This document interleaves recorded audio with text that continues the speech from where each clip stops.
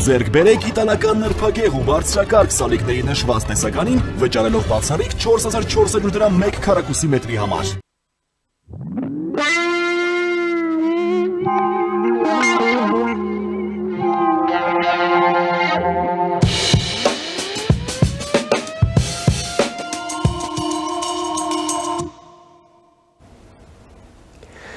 Շարունակում ենք մեր թողարկումը, առաջին լրատվականի եթերում կրկին Մեհրաբյան օնլայնն է, ես Ռուբեն Մեհրաբյանն եմ։ Այսօր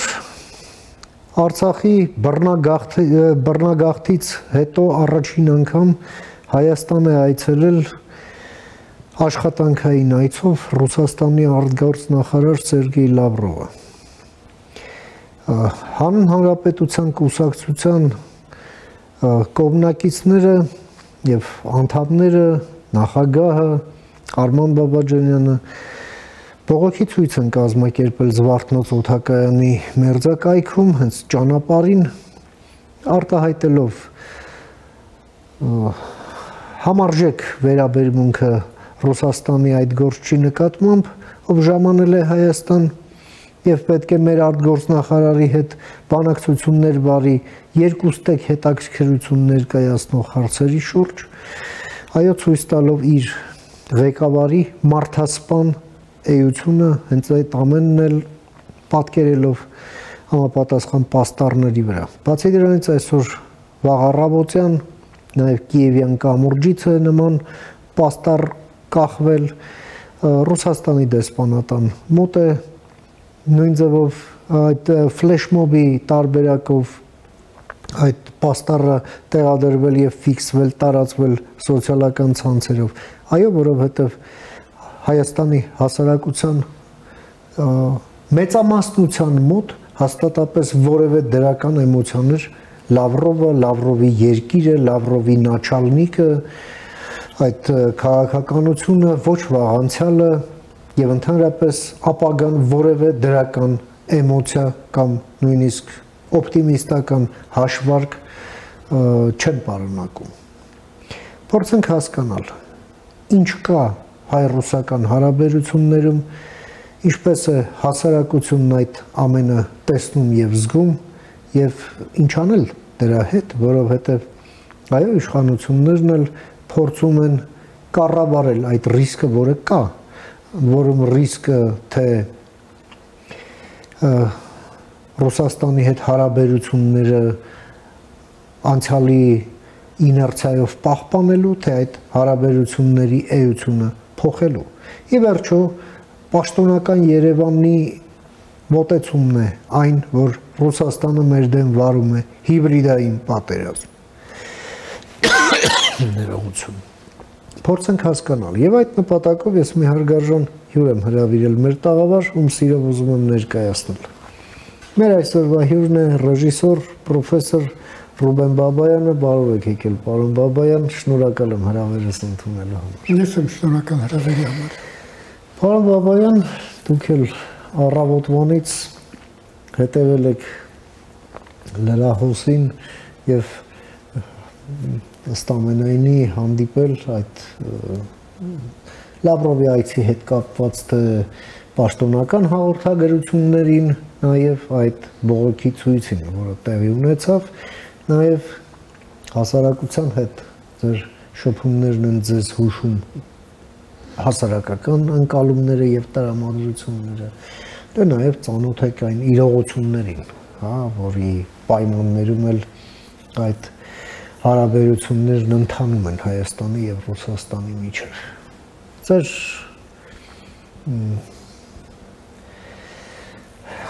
Ձեր դիտարկումները սրա հետ կապված համեցեք։ Առաջին հերթին իհարկե ակցիաների վերաբերյալ շատ նորմալ եմ դա ընդունում։ Հասկանալի է, որ շատ մեծ քանակությամբ մարդիկ չեն մասնակցում ակցիաների, բայց դա չի նշանակում, որ չեն կիսում այդ կարծիքը։ Իրականում իհարկե շատերն են կիսում այդ կարծիքը։ Ինչ վերաբերում է կոնկրետ այցին, չեմ կարծում, որ այստեղ կա ինչ-որ մի նոր բան, որտեղ Ռուսաստանը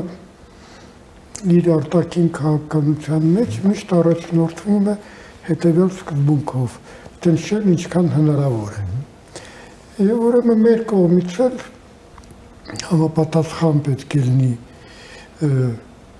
վերաբերմունք դիմադրել ինչքան հնարավոր է։ Ես կարծում եմ, որ այդ ինչքան հնարավոր է կլինի շատ կոնկրետ եւ շատ կայուն։ Այնպես է ստացվել եւ երևի թե դա պատմական իրողություն է, որ Ռուսաստանը երբեք չի փորձել առավել եւս իր հարևանների հետ հարաբերությունները այսպես ասած հավասարը հավասարի պես կարգավորել, կարծում եմ այստեղ կա նաև մեր որոշակի մեղավորությունը, որտեղ մենք հաճախակի առաջնորդվում ենք փոքր երկիր, հա, ոչ մեծաքանակ ազգ, բարդ իրավիճակ տարածաշրջանում եւ այլն իրականում այդ ամեն ինչ իհարկե կա, բայց կա եւս մի շատ կարեւոր բան՝ ցանկություն դիմադրելու։ Եվ համաշխարհային փորձը ցույց է տալիս, որ այդ դիմադրողականության ցանկությունը հաճախակի նաև ստիպում է հաշվի նստել շատ ավելի հզոր երկրներ, շատ ավելի ոչ հզոր երկրների հետ։ Շատ կարևոր է, որպեսզի հասկանաս, թե այդ դիմադրությունը հանուն ինչի է, որտեղ յուրաքանչյուր գործողություն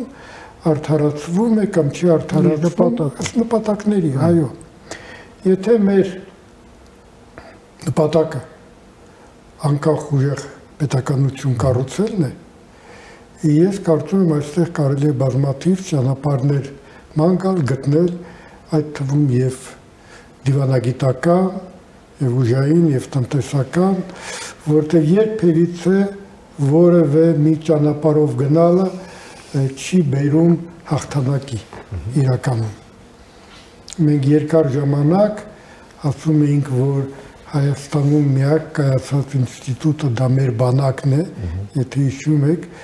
հետո պարզվեց, որ այդպես չի եւ այդպես չէր կարող լինել։ Առանձին վերցրած ինստիտուտ կայանա,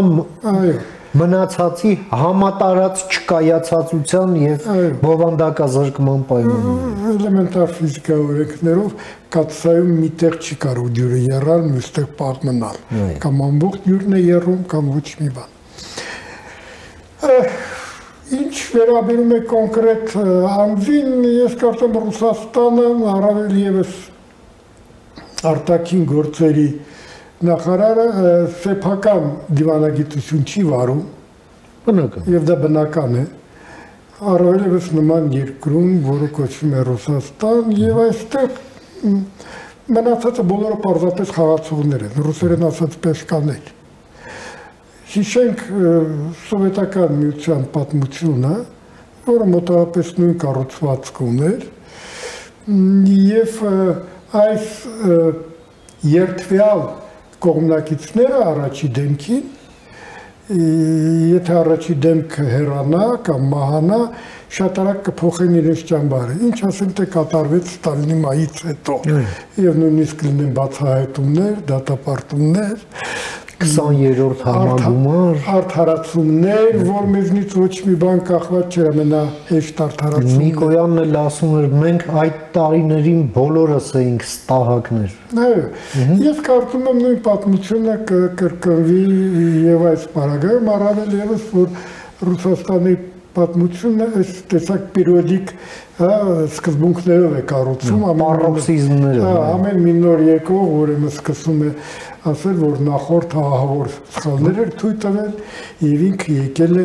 հիմա դրանք ուղղելու։ Առավել եւս, որ այսպես ասած ավտորիտար համակարգին միշտ Ռուսաստանում ճակերտների մեջ փոխարինում է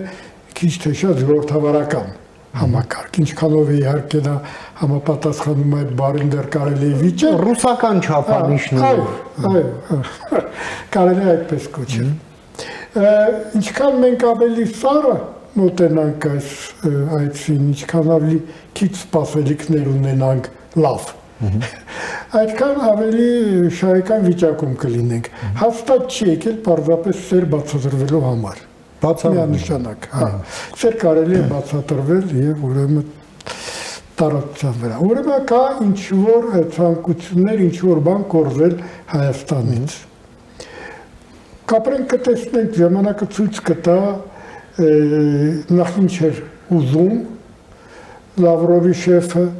եւ երկրորդը ինչքանով Հայաստանի ղեկավարությունը կարողացավ դիմադրել։ Այստեղ ուզում եմ պարզապես մի բան ասել, որ Հայաստանի իշխանությունը կկարողանա շատ ավելի լավ դիմադրել ճնշմանը, եթե ունենա հանրության աջակցությունը։ Այստեղ խնդրում եմ, որ ինձ ճիշտ հասկանալ։ Խնդիրը ոչ թե իշխանության աջակցելն է, խնդիրը գաղափարին աջակցելն է, պետականության։ Եվ երբ դու եւ այն իշխանությունը, որը կկրի իր մեջ եւս այդ խնդիրը, նա կունենա հանրության աջակցությունը։ Նա, որը չի կրի կամ ուրեմն կշեղվի այդ ճանապարհից, նա չի ունենա եւ այստեղ անձնական համակրանքի հարց չի։ Հարցը այսօր դրված է շատ սկզբունքային։ Եվ այդ հարցը ոչ միայն մեզ է վերաբերում։ Սա եւ պատերազմի Ուկրաինայի հարցն է հիմնական, սա ինչքան էլ զարմանալի չթվա նաեւ Ռուսաստանի հարաբերություններն են Միջին Ասիայի հանրապետությունների հետ, առավել եւս Ղազախստանի հետ, ամենտեղ դրված է այդ հարցը եւ բոլոր երկրներում հիմնականում հանրությունը դա լավ հասկանում է, որ տեղի ունենում ցանկություն քայլ առ քայլ վերականգնել ռուսական կայսրությունը տարբեր ձևերով։ Ինչ որ միտեղ, այսպես ասած, միացնելով տարածք, հա, ինչպես Ուկրաինայում, ինչ որ միտեղ պարզապես ջնջելով պետությունը որպես այդպիսին, ինչպես Բելարուսում, ինչ որ միտեղ կաշառելով իշխանությանը, ինչպես Վրաստանում, եւ այլն եւ այլն։ Դերերը տարբեր են, բայց նպատակը նույնն է։ Պարոն Բաբայան,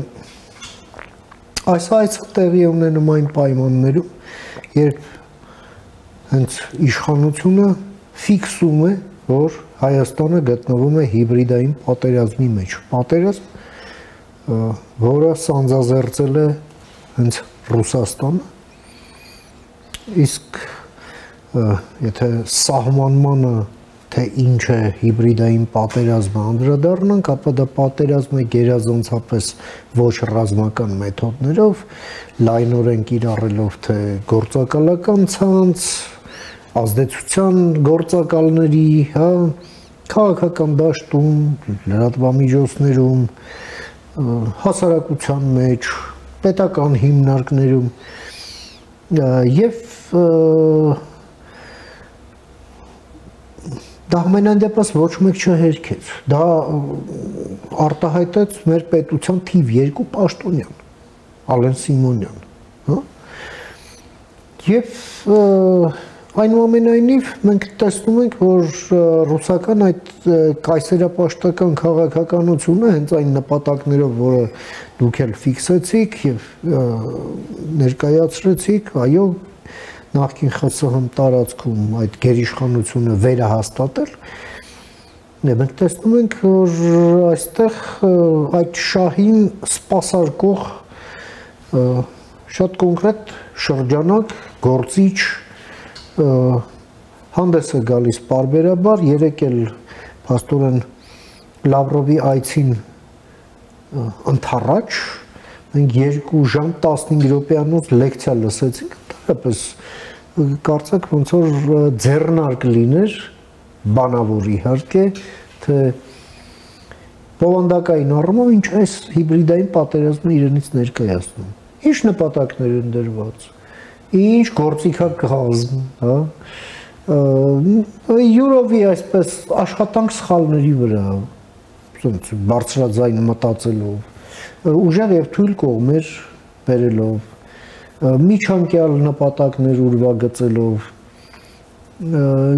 եւ այլն։ Չեք կարծում Հայաստանի ներսում այն հասարակական ընկալումներն էլ, որոնք կան, այս ամենի ներսի վտանգի նկատմամբ այդ ֆիլտրերը որքան են աշխատում ձեր կարծիքով հասարակության մեջ, էլի, որովհետև առանց հասարակական ընկալումների հնարավոր չի սրա դեմն առնել, ինչքան էլ, չգիտեմ, իշխանություն ինչ-որ բանանի կամ բանչանի, համցեք։ Ես կարծում եմ ամեն ինչ նոր է սկսվում, իրականում։ Ավելին, ես կարծում եմ, որ այդ ելույթները գնալով կավելանան, ընդ որում տարբեր մարդկանց կողմից, որովհետև իրականում այստեղ նաև որոշակի մրցույթ է գնում, թե ով կլինի այդ ներկայացուցիչը։ Եվ մրցույթը գնում է միայն այն բանի պատճառով, որովհետև քաջ գիտակցում են, որ Մոսկվան դեռ ընտրություն չի կատարել։ Ինչպես է պետք հակազդել հիբրիդային պատերազմին։ Ես կարծում եմ, կա երկու ուղղություն եւ երկու ուղղությունով էլ պետք է միաժամանակ գնալ։ Այդ ժամանակ դիմադրությունը շատ ուժեղ է։ Մեկը պետական ինստիտուտները, մյուսը հանրությունը։ Եթե հույսը դնենք միայն պետական ինստիտուտների վրա, պարտված ենք, եթե հույսը դնենք միայն հանրության, ուրեմն արձագանքի վրա, էլի ուրեմն պարտված ենք։ Հանրությունը վերջիվերջո ստեղծում է կարծիք, ստեղծում է հանրային դիմադրություն, պետությունը օգտագործում է օրենքի բոլոր հնարավորությունները, որ տրված են։ Այո, սա միանշանակ է, այստեղ ես չեմ տեսնում որևէ հակասություն, ես կարծում եմ, երբ հանրության որոշակի մասը, որը հասկանում է հիբրիդային պատերազմի վտանգը, փորձում է ամբողջ պատասխանատվությունը դիմադրելու գցել պետության վրա, պետական ապարատի վրա, դա նշանակում է պայքարից խուսափել, իրականում, քո բաժին պայքարից։ Եթե պետական ապարատը գցում է, այսպես ասած, արյուծի բաժինը հանրության վրա, դա նշանակում, որ նա ևս չի կատարում իրեն ստանձնած պարտականությունները օգտագործել բոլոր լծակները, որ ունի պետությունը։ Այնպես որ յուրաքանչյուրը այստեղ ունի իր անցնելու ճանապարհը։ Յուրաքանչյուրը ես եկել եմ այստեղ ձեզ մոտ յուր, որպեսզի անցնեմ իմ ճանապարհը։ Սա է։ Պարոն Բաբայան, Ռումինիայում այս կիրակի օրը ընտրություններ էին, եւ մենք տեսանք, որ ամբողջ նախընտրական պայքարը ես գոնե հետևում էի, իր դժվարությամբ էր անցնում եւ այո, անցնում էր Ռուսաստանի կողմից արվող հիբրիդային պատերազմի պայմաններում։ Դա արվում էր սոցիալական մեդիայի պլատֆորմների օգտագործմամբ, հստակ Պուտինի մի կողմնակից էր, որը մասնակցում էր ընտրություններին, եւ տեսանք սահմանադրական դատարանը միջամտեց, նրան դուրս դրեցին, բայց նա իր կլոնին է առաջ բերում եւ մենք տեսանք, որ հասարակությունն էլ իր կարծիքն արտահայտեց եւ այդ ժողովրդավարության թշնամիներին ուղղակի դուրս դրեցին խաղից, քաղաքականությունից դուրս։ Ասելիքս այն է, որ այս ամենը հնարավոր դարձավ, որովհետև այնտեղ ձևավորվեց պետություն, հասարակություն գործընկերությունը, պետությունն իր ֆունկցիան կատարեց, հասարակություն իր ֆունկցիան, որում տեսանք բավականին բարձր տոկոս մասնակցության, հա, 70-ից քիչ պակաս։ Մինչդեռ մեզ մոտ ոնց որ տեսնում ենք, թե հասարակության մեջ այսպես պասիվություն կա, որոշակի ֆրուստրացիա, որոշակի ապաթիա եւ պետություն առանձնապես հույսը դրել է հասարակության վրա, դե բոլորդ գիտակից եք կիմանաք ինչ ոնց դե մեր մոտ դեմոկրատիա, դե հո մենք չէ, հո չենք սահմանափակելու ոնց։ Արդյունքում մենք տեսանք, որ այդ վտակները եկան եւ դարձավ պայմանական վարդանիկ մի հատ լոկալ եւ հիմա էլ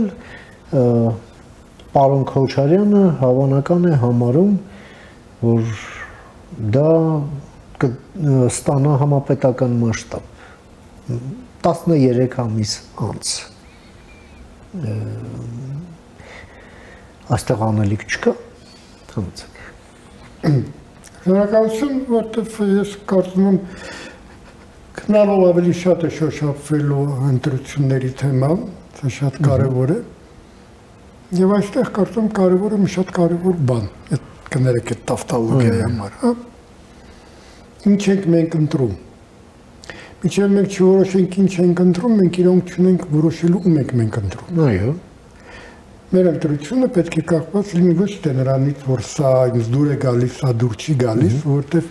շատ արագ գալիս է հիասթափությունը, որովհետև բոլորն էլ մարդիկ են ունեն իրենց դրական եւ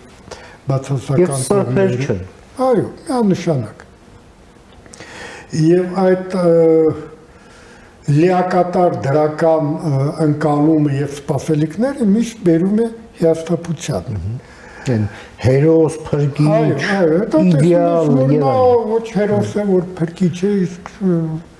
հերոսը մենք ասում ենք յուրաքանչյուր մարդուն, փրկիչ առավել եւս չկա, մեզ պետք է լավ ֆունկցիոներ, որը կարող է լավ կառավարիչ, որտեղ ես կարծում եմ ամենայնիվս, որ Հայաստանի ամենամեծ թերությունն այսօր դա իր, ասենք ասենք, կառավարչական եւ մեթոդների եւ կադրերի պակասն է յուրաքանչյուր օղակում եւ այդ պակասը գալիս է ցածր պրոֆեսիոնալիզմից եւ գալիս է նրանից որ ցավոք սրտի հանրությունը այո չի ներկայացնում նման պահանջներ մեր պահանջները մի քիչ ավելի ռոմանտիկ բնույթից են հա երբ պիտի գա ղեկավարը որը սիրի ժողովուրդը պիտի գա մեկը որ մտածի մեր մասին սա ինչ որ ընդհանրապես հասկանա մեզ, չէ, մեր դարդը։ Այո, կիսի մեր դարդը։ Սա ուրիշ ոլորտից է, որը բացարձակ եւ պարզ է, որի հայտ առաջ են գալիս նման գործիչներ, որոնք ասում են ես ուրեմն հասկանում եմ ձեզ, ես սիրում եմ ձեզ, ես կիսում եմ ձեր դարդը, ես եկել եմ փրկելու ձեզ, կամ ես կամ ոչ ոք, եւ այլն, կամ հիմա կամ երբեք, եւ այլն բաներ։ Ինչքան մենք ավելի սթափ մոտենանք, այդքան ավելի ուրեմն ճիշտ կդիմադրենք, բայց այստեղ մեծ գործ ունի անել իհարկե պետությունը։ Բոլոր նրանք, ովքեր կասկածի տակ են դնում Հայաստանի Հանրապետության պետականությունը, առնվազն պետք է զրկվեն իրավունքից մասնակցել ընտրությունների։ Կամ որոնք ինչ որ ձև են ման գալիս, որը կարող է այսպես ասած զուտ ֆորմալ տեսակետից հնչի որպես անկախ պետություն, բայց իրականում պարզապես լինի ուրիշ պետության կցորդ եւ նման օրինակներ շատ կան, հա, ասենք թե նույն Աբխազիան եւ Հյուսիսային Օսետիան մի քանի երկրի կողմից ճանաչված են եւ ինչ այնտեղ կանգնած են ռուսական զորքեր, այնտեղ չկա ոչ մի ինքնուրույնություն եւ այլ։ Նույն վիճակը մի քիչ ավելի ուրեմն, ասենք ասենք դեպի պետություն գնացող, դա Բելոռուսն է։ Ինչ վիճակում ենք մենք երկար տարիներ եւ շատ դժվար ենք ազատվում այդ տիրաններից, հա, որպես Ռուսաստանի կցորդ եւ դժվար ենք խոստովանում, որ իրականում ամբողջ աշխարհը մեզ այդպես էլ ընկալում էր։ Դժվար ենք հայլերը լինելու, բայց համենայն դեպս քաղաքական գործիչները, որոնք հարցականի տակ են դնում Հայաստանի սուվերենությունը եւ անկախությունը, ոչ մի իրավունք չունեն մասնակցել քաղաքական, քաղաքացիական կյանքին։ Պաստորեն, պարոն Բաբայան, տեսեք, հիմա անկախ նրանից ինչ իրադարձություն է տեղի ունենում կամ ինչի մասին է խոսվում հրապարակային, ուզենք թե չուզենք, այսպես ասենք, օրացույցն է, հա, այդպիսի, այդ ամենը գալիս եւ տեղավորվում է նախընտրական համատեքստի մեջ, ուզենք թե չուզենք, եւ այդ ամենը, ինչպես նաեւ դուք մի այլ հարցով ասացիք,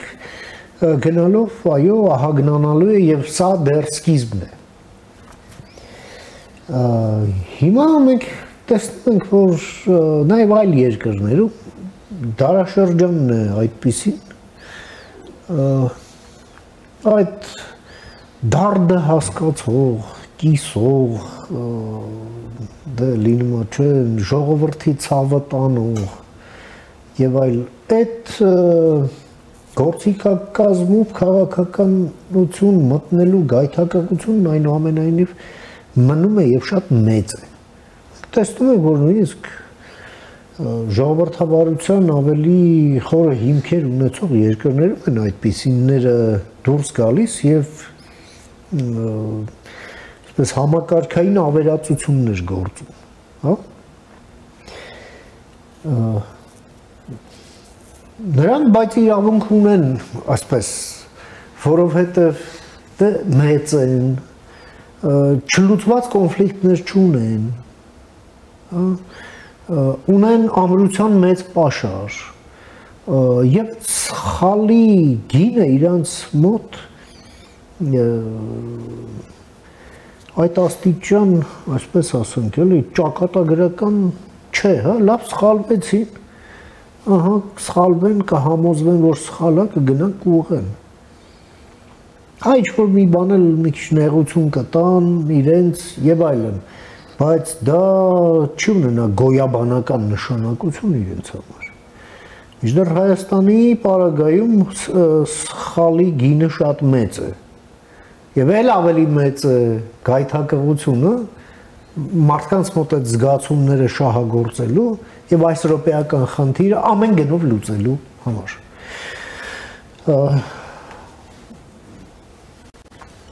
Ձեր կարծիքով արդյոք պատշաճ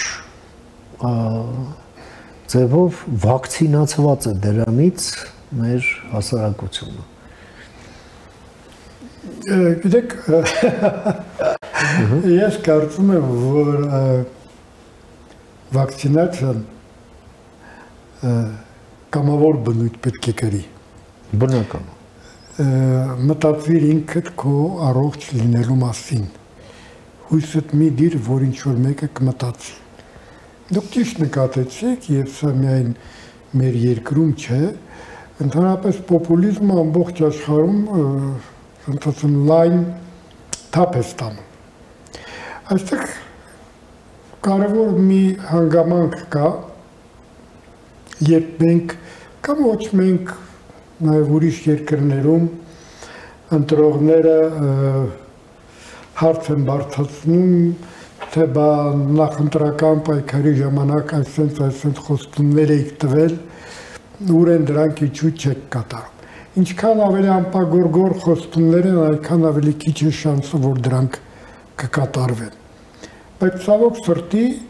մենք գործ ունենք ընտրությունների ժամանակ մեծամասնության կամքի հետ, իսկ մեծամասնությունը սիրում է հավատալ մեծ խոստումներին։ Ես կարծում եմ նույնիսկ այդքան էլ կարևոր չէ, թե ով ինչ խոստում է տալիս, այլ պետք է պարզապես գնահատել քաղաքական գործիչներին,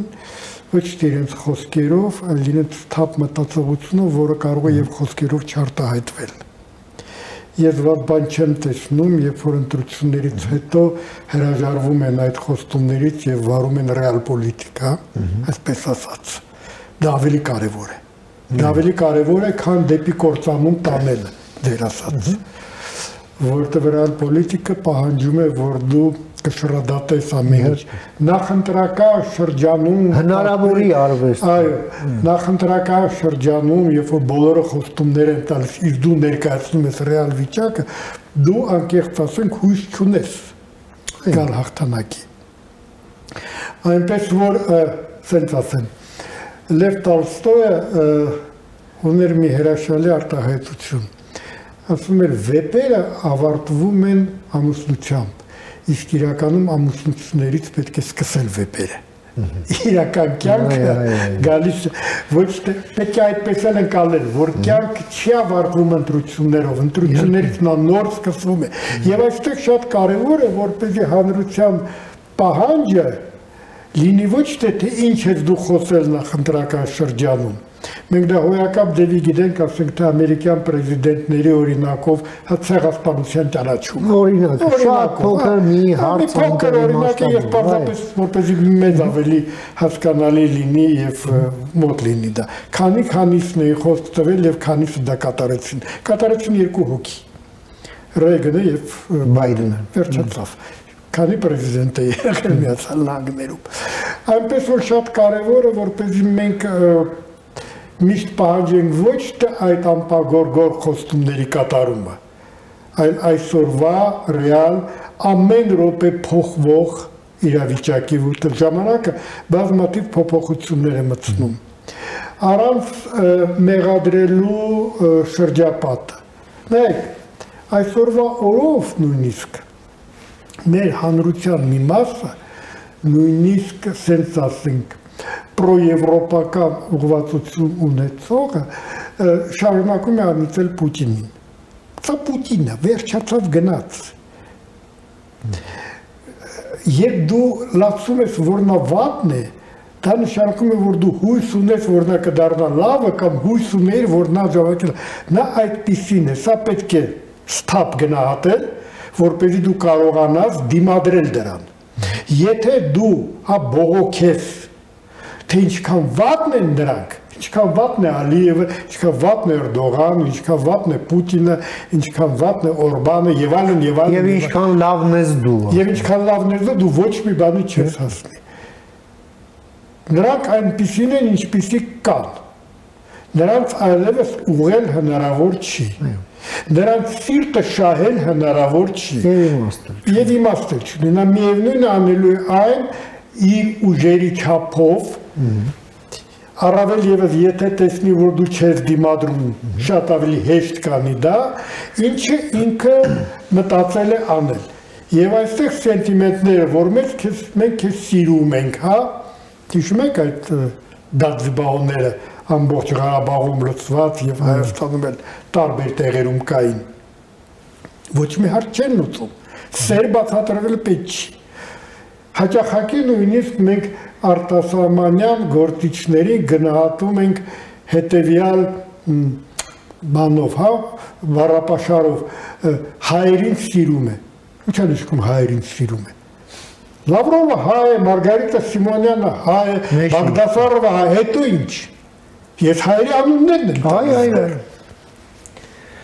Ինչ է նշանակում սիրում է։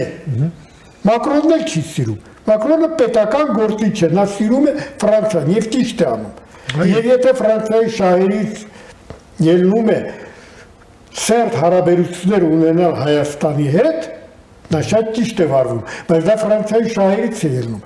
Եվ դա չի նշանակում, որ Մակրոնը լավն է կամ վատն է։ Դա նշանակում է, որ դու ստապ գնահատում ես քո տեղը այդ հարաբերությունների մեջ, որտեղից հանում ես այդ ինտիմ հանգամանքը, հա, սիրում է թե ատում է։ Պարոն Բաբայան, այնուամենայնիվ մեր խոսակցությունը ձեզ հետ տեղի ունենում մի ժամանակաշրջանում, երբ արդեն Հայաստանում գործում է օրենք այն մասին, որ մեկնարկել է Եվրամիությանը մեր լիիրավ անդամակցության գործընթացը, օրենքով ամրագրված։ Օրենք նշանակում է մի բան, որը պարտադիր է կատարման համար։ Իհարկե, սա կատարելու համար միայն ցանկությունը բավարար չէ, երբ դատում ենք այլ եվրոպական երկրների այդ եվրոինտեգրման անցած ճանապարհը, հա, որը հենց մեր կյանքի օրոք է եղել, մենք դա տեսել ենք, ապա դա շատ նման է նաև ուսումնառությանը ինչ-որ համալսարանում, հա, երբ դպրոցից հետո բազային գիտելիքներով դու գալիս ես այդտեղ եւ առաջի կուրսից սկսում ես սովորել, վերջում հանձնում ես պետական քննություններ եւ ստանում ես պատկերավոր այն դիպլոմը, որն էլ հենց այդ անդամակցությունն է տվյալ դեպքում։ Սա ուսուցման process է։ Ինչն է սովորում։ Եվրոպական օրենքներ, եվրոպական ստանդարտներ, եվրոպական պրակտիկաներ, այո, եվրոպական ինստիտուտների մշակույթ, քաղաքական մշակույթ, նաև փորձի ուսումնասիրություն, հա, որ դու սովորես ուրիշների սխալների վրա, այլ ոչ թե քո, եւ այլն։ Եվ հենց այդ տարիները, որոնք այդ երկրները ծախսել են այդ զրոյական կետից մինչև լիիրավ անդամակցություն, նաև այդ ուսուցման վրա է, հա, ինքնուսուցման վրա։ Հիմա մեզ մոտ այսպես ներքաղաքական քննարկումներում, չգիտեմ, կառավարության նիստերում, ազգային ժողովում, այո, կարծեք թե կա այն կոնսենսուսը, հա, որ կրթությունն ուղղակի ռազմավարական նշանակություն ունի։ Ոչ թե կրթական համակարգը նկատի ունենք, այլ են պերմանենտ կրթությունը, հա, որ քանի ողջ ես, դու սովորում ես։ Հենց դադարեցիր սովորել, էլ ողջ ես։ Հակառակ, քանի սովորում ես, դու ողջ ես։ Այո, այո, եւ հստակ,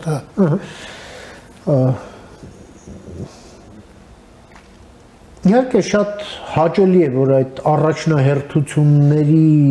մեջ մտել է այդ կրթությունը, ինքնակրթությունը, հա, կրթության ավելի լայն ընկալումը, քան դասի գնալ գալ կամ տունը դասեր սովորել, տնային աշխատանք անել, գնալ, հանձնել։ Ինչ եք կարծում, այստեղ մենք որ կետում ենք եւ ոնց շարժվենք առաջ։ Միայն կամպանիաներով չի, էլի։ Իրականություն կարծում շատ կարևոր հարց եք տալիս։ Կրթությունը դա ազատագրում է։ Այո։ Կրթությունը ազատում է մարդուն։ Կրթված մարդը ազատ է։ Իսկ ազատությունը մեզ տրված է վերուստ։ Այդ հետո ենք մենք կապանքների մեջ դնում, շրջանակների մեջ դնում։ Եվ դնում ենք, որտեղ մենք չունենք այդ կրթությունը։ Իսկ երբ դու ստանում ես կրթություն, դու ազատվում ես, ես կոտրում ես այդ կապանքները եւ բայց այստեղ կա մի շատ կարևոր բան։ Դուք ասացիք, որ եւ դա փաստ է, որ ընդունված է, հա, օրենք դեպի Եվրոմիություն գնալու վերաբերյալ։ Այստեղ շատ կարևոր է բացատրել, թե ինչ է Եվրոպան իրականում, հանրությանը։ Անկեղծ հանրությունը չգիտի ինչ է Եվրոպան։ Եվ այստեղ ես կարծում եմ, որ շատ մեծ լուսավորչական աշխատանքի տեղ կա։ Օրինակները առավել եւս նախկին սովետական հանրապետությունների, հա, Լիտվա, Լատվիա, Էստոնիա, Ես չեմ գնում Ֆրանսիա, Գերմանիա, այսպես ասած, կայացած կամ Մեծ Բրիտանիա։ Ես գնում եմ այն երկրները, որոնք մեր հետ միասին եղել են այս ընդհանուր կառուցվածքի մեջ եւ ստարտային նույն կետից են։ Այո, եւ Հայաստանը նույնիսկ ընկալվում էր, ես ապրել եմ չէ՞ տարիներին, ավելի ազատ երկիր, քան այդ երկրներից շատերը։ Այստեղ բացվեց առաջին ժամանակակից արվեստի թանգարանը, այստեղ տեղի ունեն ռոք եւ ջազ փառատոներ եւ այլն բաներ։ Այդ երկրների փորձը Բուլղարիա, Լեհաստան, Չեխիա, փորձ, որը շատ բան կսովորեցնի մեզ։ Ինչպես է այդ երկրները մի վիճակից անցել մյուս վիճակի։ Հաճախակի մենք լսում ենք, հա, այդ նախադասությունը մեզ ոչ ոք չի սպասում այնտեղ։ Ճիշտ էլ անում են։ Մենք ինքներս պետք է ուզենանք այնտեղ գնալ, բայց դրա համար մենք պետք է հասնենք որոշակի մակարդակին։ Եվ այստեղ խոսքը ոչ միայն պետության կողմից ընդունված օրենքների մասին է։ Այստեղ խոսքը հասարակական գիտակցության մասին է։ Որպեսզի Եվրոպան չընկալվի զուտ որպես միասեռականների ազատություն կամ զուտ միայն որպես Լուվր կամ Վերսալ կամ Պրադո։ Եվրոռեմոնտ։ Հա, այդ ձևով չէ, սա շատ խորը հասկացողություն է։ Սա խորը հասկացողություն է, ինչպես կարելի է պատերազմից հրաժարվել եւ գալ համագործակցության եւ բարեկամության Եվրոպան անցել է այդ ճանապարհը ինչպես կարելի է վերացնել արհեստական սահմանները Եվրոպան հասել է դրան ինչպես կարելի է անել այնպես որ մարդը դառնա մեծագույն արժեք ինչպես կարելի է անել այնպես որ հասկանաս որ այս փոքր երկնագունդը քո տունն է եւ բնապահպանական խնդիրները բոլորինս են եւ պետությունը պարտավոր է դրանով զբաղվել եւ ոչ միայն պետությունը այլ յուրաքանչյուր մարդ ինչպես անել այնպես որ յուրաքանչյուր մարդ զգա իրեն այդ երկրի տերը դուք օրինակ բերեցիք Ռումինիան որտեղ 70%-ից ավել ընտրություններին մասնակցեց իմիջիալուց սա հետաքրքիր տենդենս է որտեղ վերջերս տարբեր եվրոպական երկրներում իսկապես կարգին մեծ քանակ է մասնակցում որը չկար առաջ եւ մասնակցում է ինչու վտանգ զգալով Գերմանիան ուզում ցույց տալ որպեսզի այսպես ասած պոպուլիստները այդ ռադիկալները այդ դեպի ֆաշիզմ գնացող դեպի Ռուսաստան գնացող ուժերը գան իշխանության սա տիրոջ զգացողություն է սա կրթվածության զգացողություն է, սա մտածելության զգացողություն է, սա հանդուրժողականության, գթասրտության, մենք հաճախակի խոսում ենք, որ մենք առաջինն էինք, որ ընդունել ենք քրիստոնեություն, որպես պետական կրոն, քրիստոնեությունը դա պատվիրաններն են, միատեկիք նայենք, որ պատվիրաններն ենք մենք կատարում եւ ինչքանով, պատվիրանների մեջ չկա գնամոն վառի, Պատվիրանների մեջ կա մի սպանիր, մի գողացվիր, մի շնացիր եւ այլն բաներ չեմ ուզում հիմա հերթով ասել։ Այնպես որ ես կարծում եմ գուցե առաջին հերթին հանրային հեռուստաընկերությունը, որտեղ նա հանրային է եւ գործ ունի հանրության հետ, գուցե եւ ուրիշները, գուցե եւ մենք բոլորս ովքեր քիչ թե շատ ծանոթ ենք թե ինչ է նշանակում եվրոպական արժեքներ որտեղ դրանք համամարտկային արժեքներ են փորձենք բացատրել ցույց տալ թե դա իրականում ինչ է նշանակում իրականում եւ ինչպես պետք է հասնել դրան որտեղ հեծանիվ հնարել պետք չէ չկա հայկական ուղի կա ուղի բռնատիրական համակարգից կոմունիստական համակարգից դեպի ազատ համակարգ ուզում եք այդպեսին լինել թե ուզում եք պարզապես փախչել թողնել թող Հայաստանը մնա այսպես սա հոյակապ գերեզմանատուն է կապրեմ այնտեղ կգամ կհանգչեմ հայրենիքում չէ չեմ ուզում եմ ապրել այստեղ շատ շնորհակալ եմ պարոն Բաբայան ձեր այս շատ կարևոր դիտարկումները մեր հեռուստադիտողին ներկայացնելու եւ ձեր ժամանակից մեր եթերին հատկացնելու համար միշտ նոր հանդիպում։ Ես եմ շնորհակալ։ Ահա մենք զրուցեցինք մեր գործընկեր պրոֆեսոր ռեժիսոր Ռուբեն Բաբայանի հետ, լսեցինք իր դիտարկումները կապված Հայաստան-Ռուսաստան ներկայիս հարաբերությունների, ինչպես նաև մեր հասարակական ընկալումների հետ։ Կարդաթարից հետո կվերադառնանք, մնացեք առաջին ժետվականի հետ։